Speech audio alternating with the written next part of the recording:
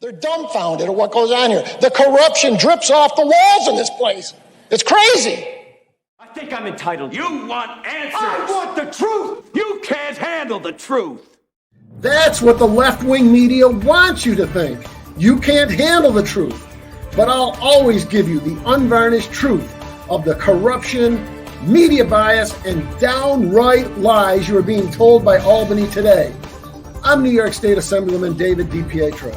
Some say I'm the conscience of Albany because I believe you, the citizens of New York, need to know the truth. Welcome to the Truth in Politics podcast and to this week's show. Welcome back, everybody. It's been a little while. Hope you're having a great summer. I am. And I just want to say thank you all for being out there and listening and all the support you've been giving us, because this is Truth in Politics. And today's show is I'm just so excited. I've got one of my good friends, Pastor Al Robinson from Lovejoy on. And this man is amazing. He does everything, but he also just wrote 2 books. And I don't know how he does it. And we're going to go through them today because you want truth. This man's going to tell you the truth, okay, from his perspective. This is the man whose church saved over 150 people during the storm at Christmas time a couple years ago. This is the man who saw the dead bodies and pulled them out of the snow, one after another, face down, frozen, rescued hundreds out of their homes. And today, he's going to give not only talk about that, but his second book, which will blow you away. So I don't even want to waste any time. Let's bring on Al. Al, what a pleasure it is to have you on. Amazing story. Those 2 books are just, they're going to be on the New York Times bestseller list, but they're also going to put you on the firing line because you don't hold back on anything, and you're calling out everybody and exposing the truth. And it's a blessing. So welcome back, Al. How are you? It's a pleasure to be here, Dave. It's honestly, I wouldn't want to be anywhere else, but actually exclaiming the truth about what's going on, not only in the city of Buffalo, but in the second book, I expand into the United States of America, what's really happening. But the lights are on in Lovejoy. It's a joyous yet nonfiction book about what really happened during the 2022 blizzard. It touches very emotionally to being in a neighborhood where we lost electricity, and the storm surge was magnificent. It instantly started, dropping temperatures in houses. It instantly started freezing bodies, and it was just catastrophic in every possible way. But God, I remember talking to you right after that, and the stories you were telling were just incredible about you saved so many lives, Al. And you go in the book and you talk about, Christmas Day in your church just had to be just one of the most uplifting events ever, with all those different people from all over, just because you saved them. Not only saved them, hopefully you saved them spiritually too, but you saved them and gave them hope. And what you did was incredible. So explain that a little bit. We'd love to hear that story. Like you said, waking up on Christmas Day, this is the Christmas story of the city of Buffalo of the millennium. You can't write or script a more poignant story than this.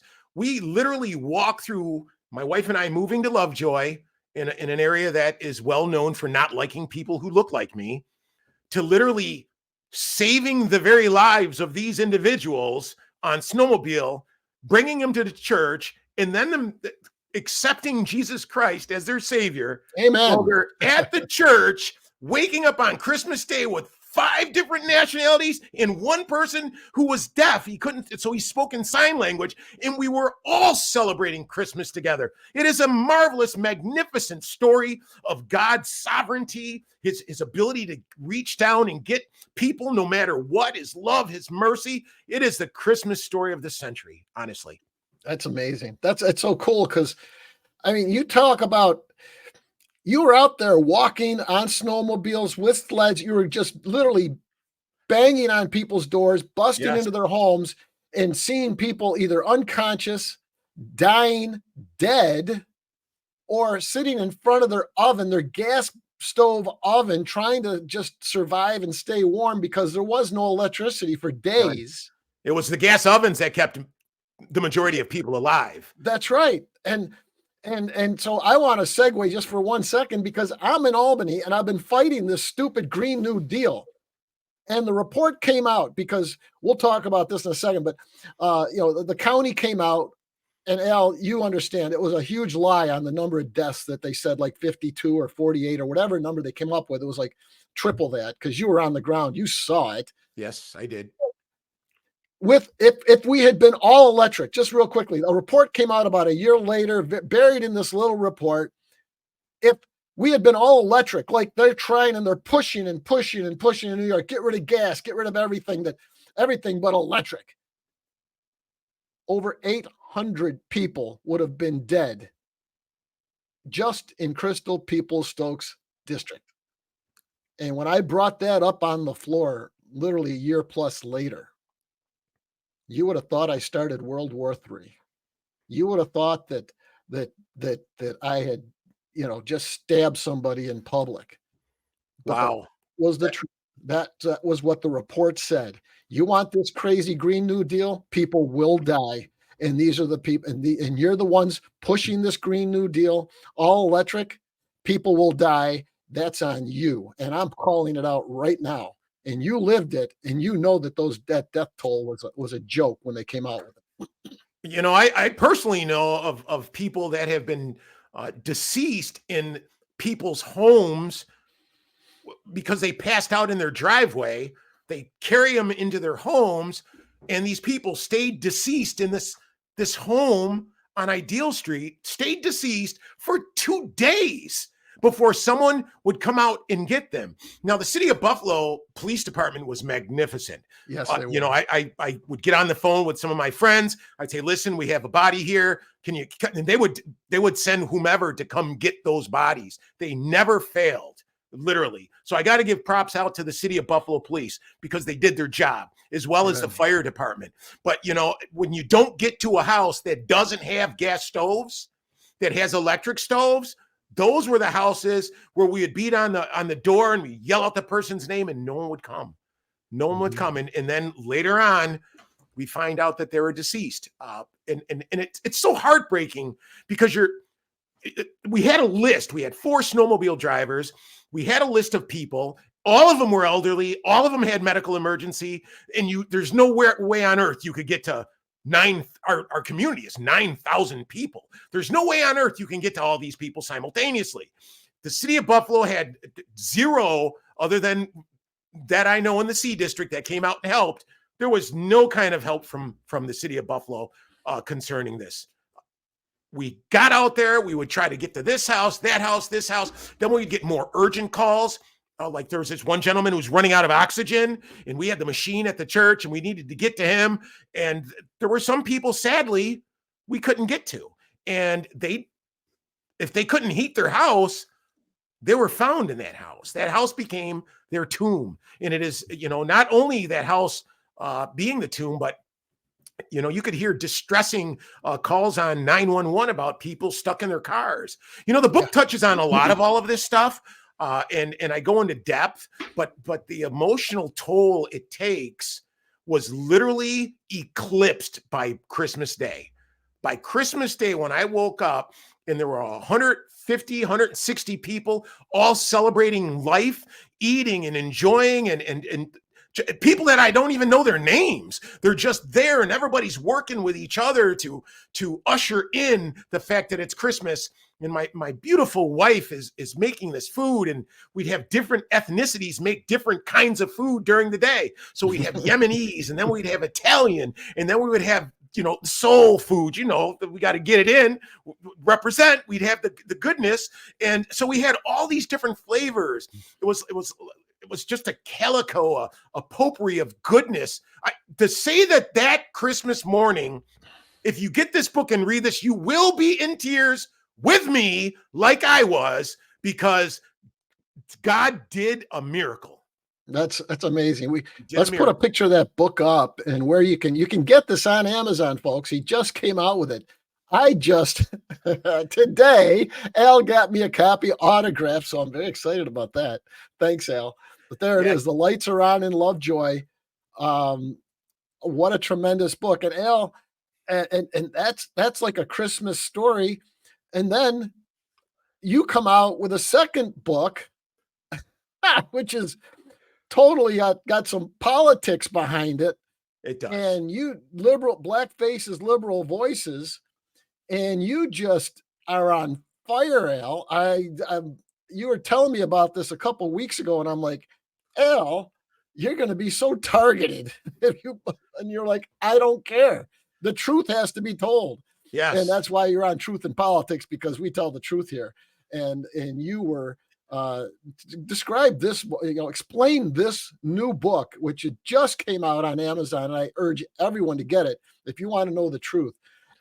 You explain it. You've lived it. You put this all down, and some of the stuff you were telling me, I'm dumbfounded, because it's amazing that this really still happens, and the lies, the deception.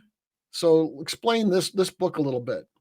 Well, Black Faces, Liberal Voices, What Happened to the American Black Man, is kind of like an expose from the 1890s all the way through 2024. And what I do is I talk about how Democrats and liberals use Black people to gain whatever they're trying to get, right? So they'll tell us, a bunch of rhetoric to get us emotionally riled up and to vote for them, only to get nothing. Like, take, for example, Philadelphia. Let's just look at Philadelphia real quick. In Philadelphia, they've been under Democrat rule for 75 years. Oof. Kensington Avenue is still Kensington Avenue when I drive down it. I still see overdoses. I still see ghettos. I still see the same ghetto I saw in 1970 to the same ghetto I saw in 1990 to the 2000s, to the same ghetto I see today. Nothing is happening with these Black communities. And furthermore, I've discovered some pretty heinous things. One that I'd like to discuss today is abortion, right? So we know that abortion is marketed as reproductive rights. These are women's reproductive rights and birth control. But I've discovered that it isn't just reproductive rights and birth control. It's actually the controlled birth of Black people. Literally. Black women make up. That's a strong statement. 7%. That's a strong statement. 7%. Just hear me out. They make up 7% of the population, but they account for 42% of all aborted children. Now, make it make sense. Margaret Sanger said, "We do not want these Negroes knowing we are exterminating them." And she founded Planned Parenthood. 23 million Black babies later. Listen, this is going to sound shocking, okay? So there was a gentleman that went into Planned Parenthood and secretly exposed what was happening in these facilities. Do you know that this man was immediately arrested and hit with felonies by none other than Kamala Harris. I'm just telling you the facts. What you do with these facts is what you do with the facts, right? So not only do we have abortion eradicating the Black man, we also have, listen, 1994, Joseph Robinette Biden came out with something called the 1994 Crime Bill.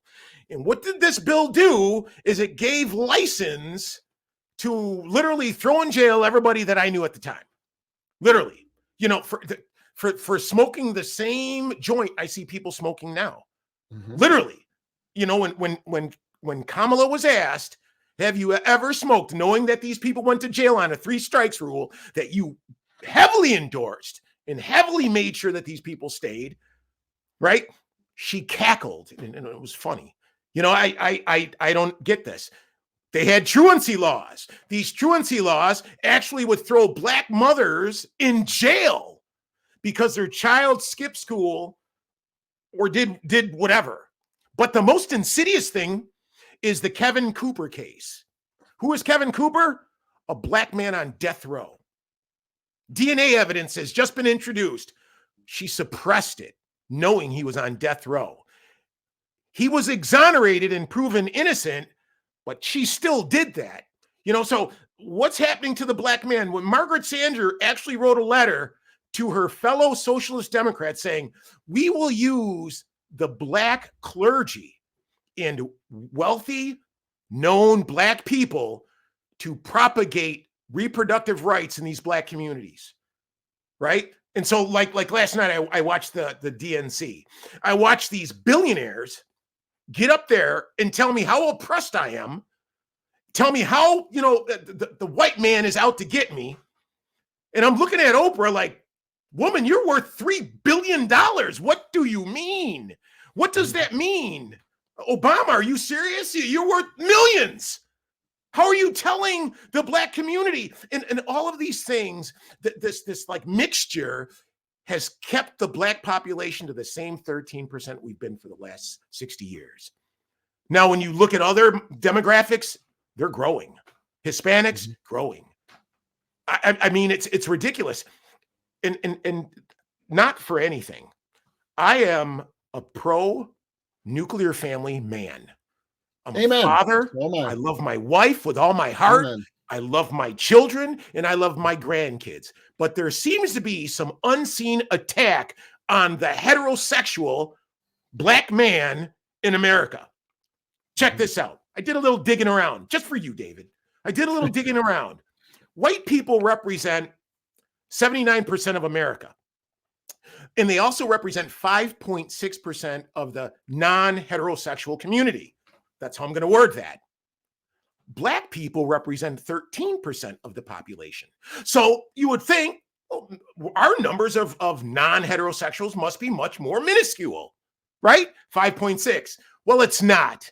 It's 12.1%. It's double. Now, if I were the devil and I wanted to get rid of Black progeny, I would first make it so that people are aborting their children. I would then make it a courageous thing to be non-heterosexual, and I would crush the nuclear family.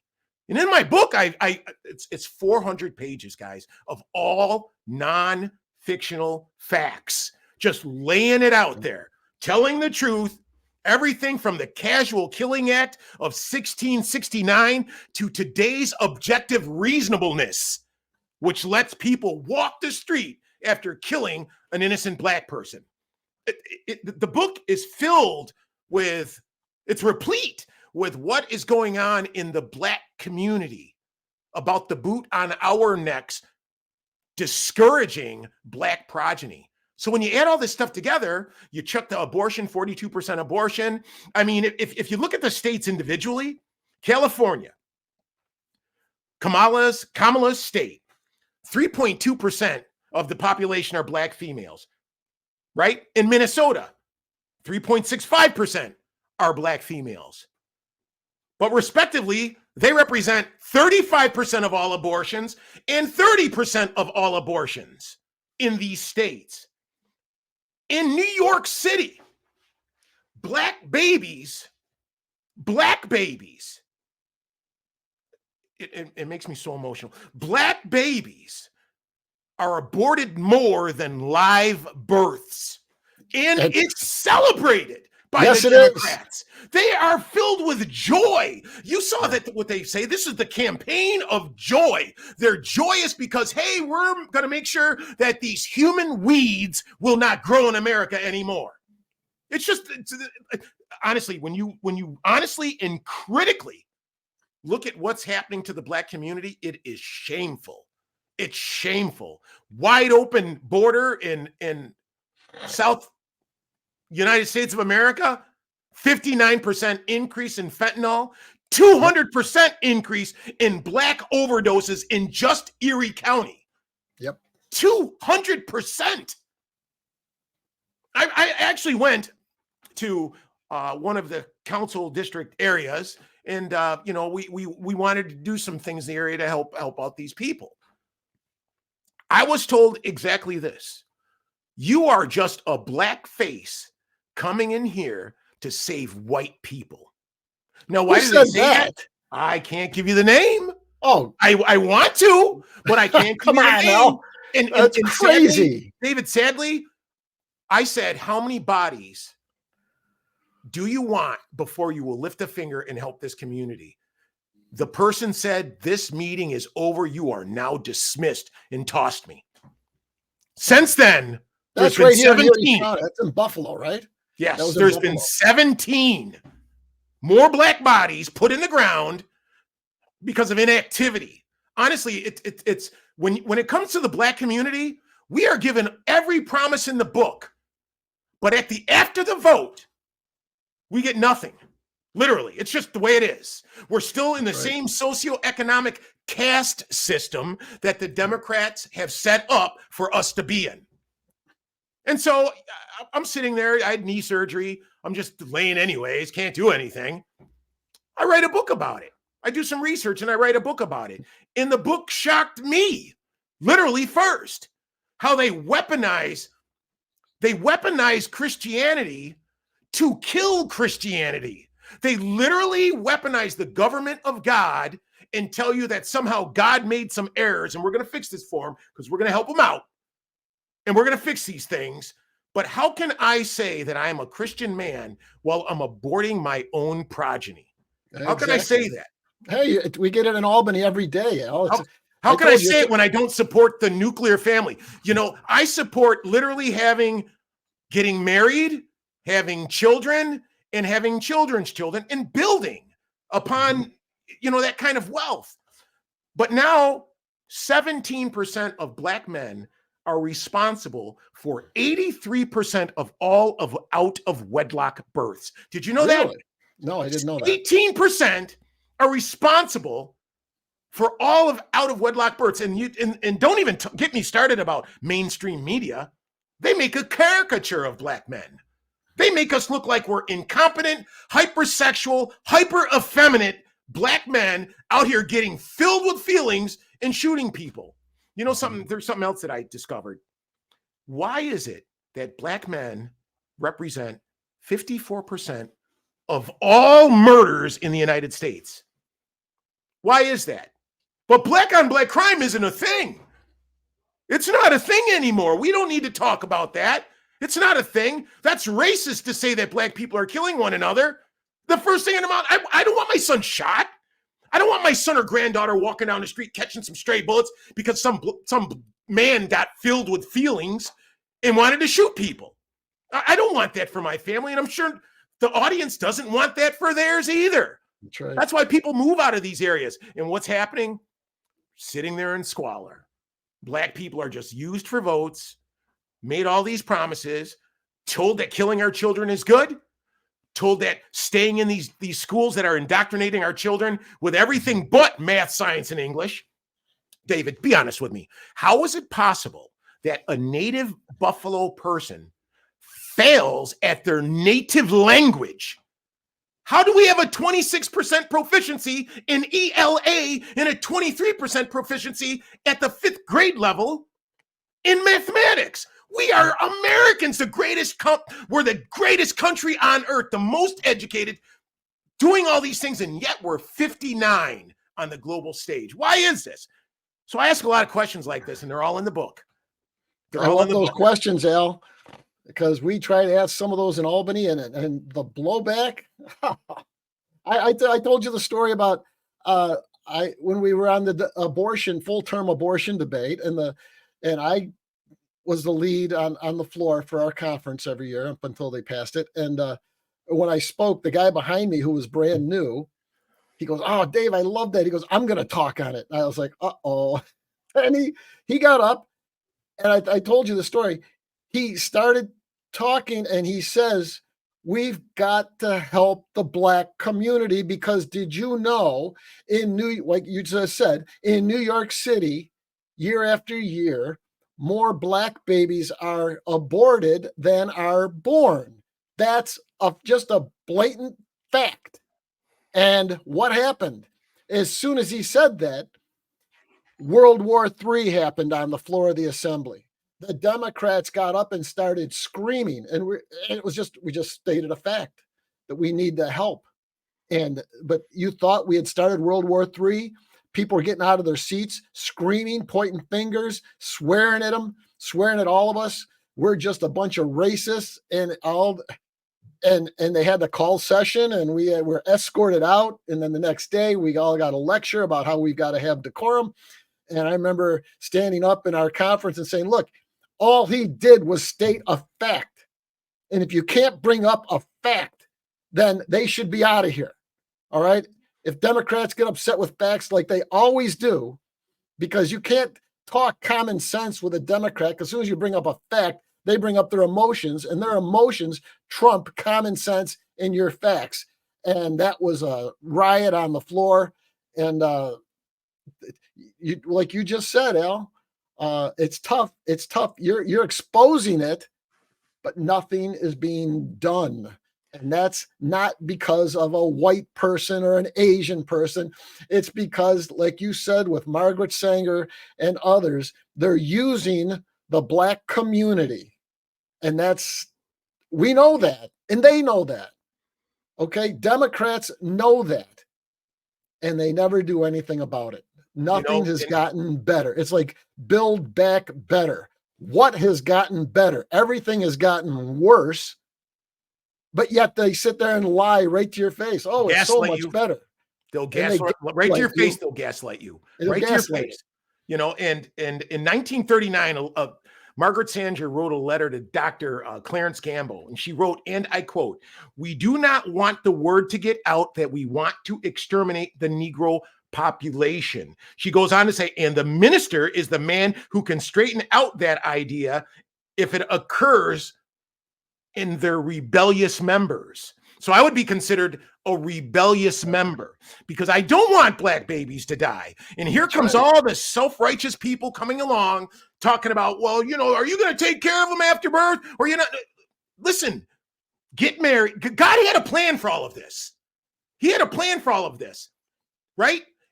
Marriage, man and a woman, babies, progeny, worship God. I mean, it's really just that simple to me. And I will not allow someone to distort language to convince me that killing Black children is a good thing.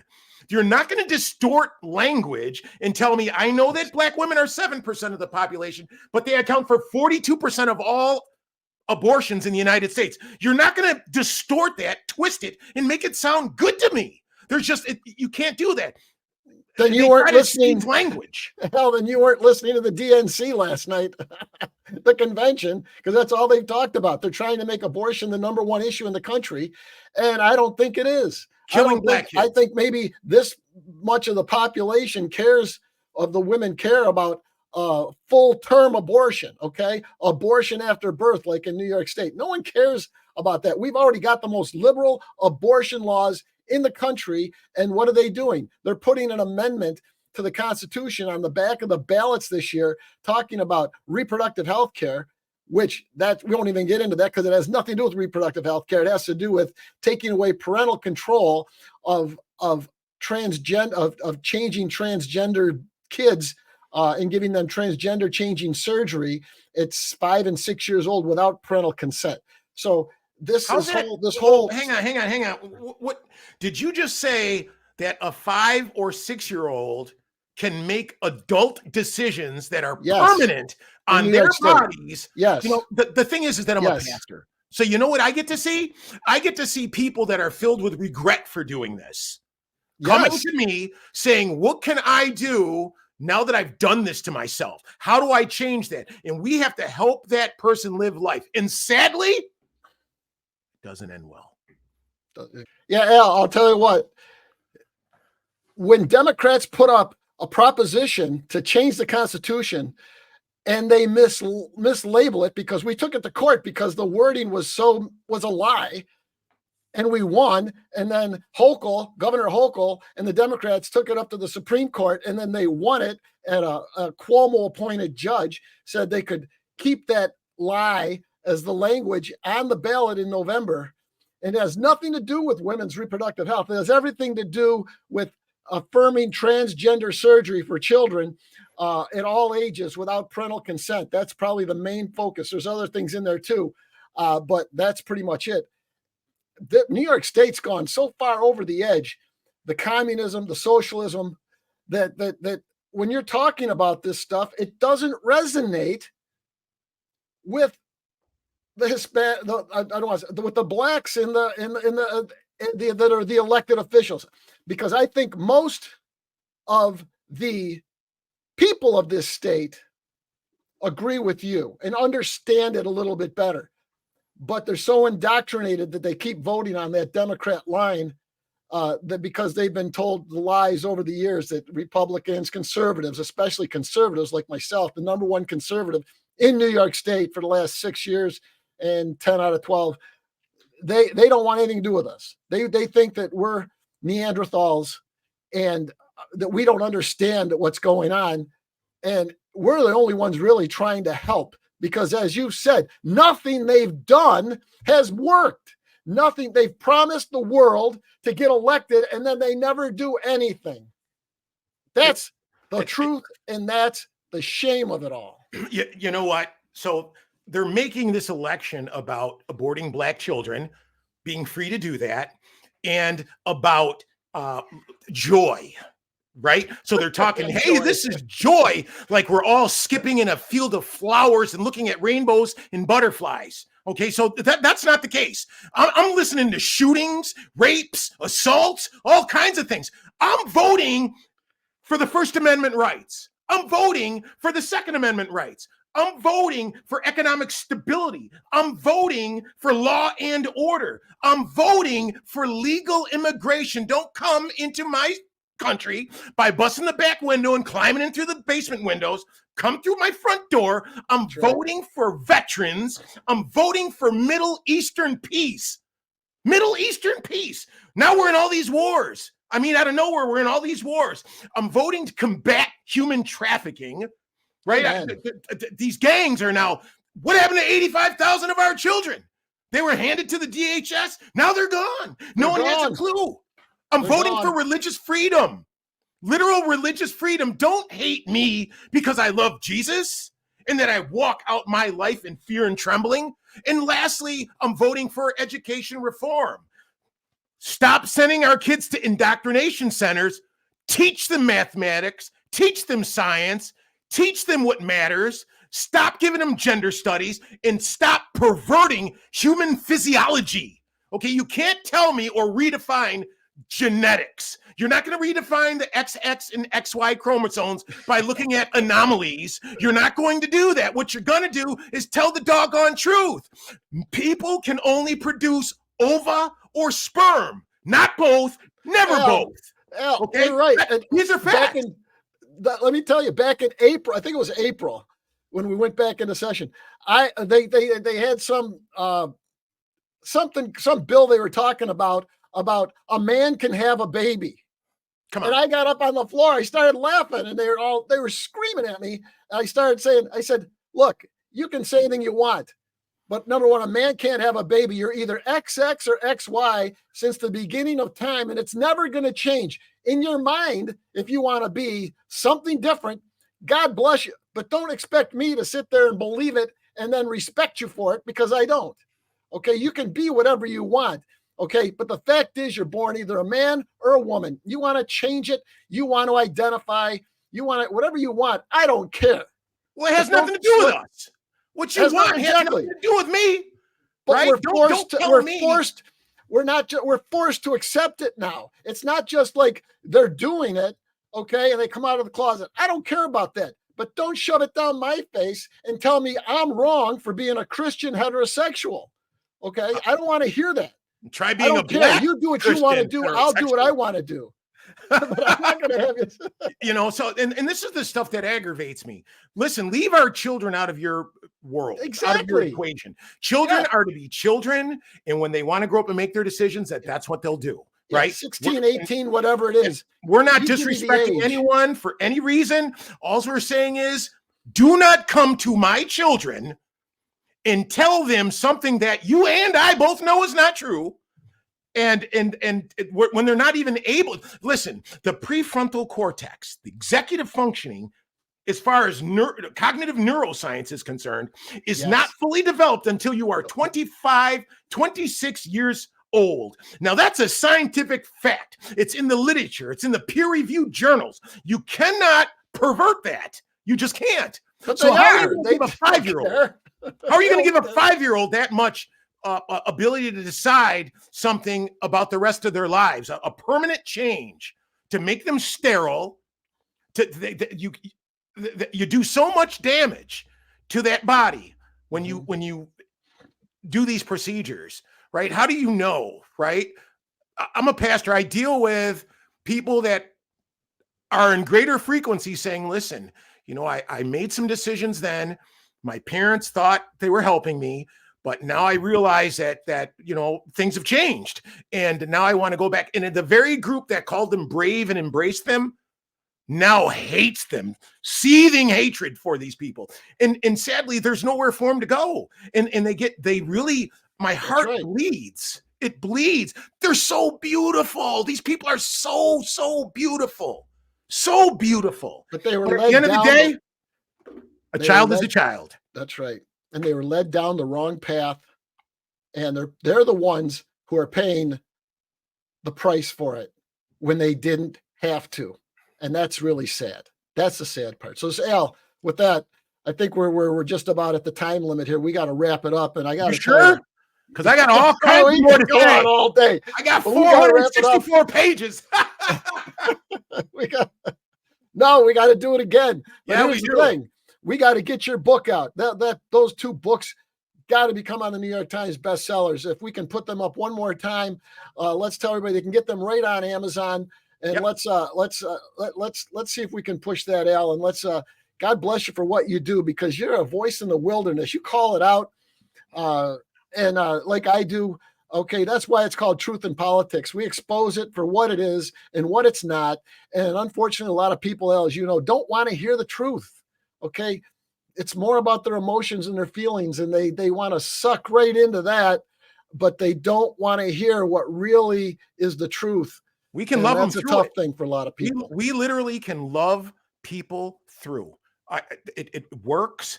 Love your neighbor as you love yourself, and love the Lord thy God with all thy heart, soul, and mind. It literally works. It works. It gets it done. Our community is our outreach in our community is so beautiful. It's so beautiful since this blizzard. That is what the joy that they're talking about, the Democrats are talking about, is a circumstantial joy. But the joy that you and I have, that's internal. That's from the Almighty God. That's right. We have that joy. Don't get me started up in here, because I'm about to get excited again. All right, Al. Thank you very much, Pastor Al Robinson, folks. You don't hear anything better than this right here. So thank you for listening to Truth in Politics. God bless you. Enjoy the rest of your summer. We'll see you again. Hopefully next week we'll see you again. Take care, everybody. God bless everybody.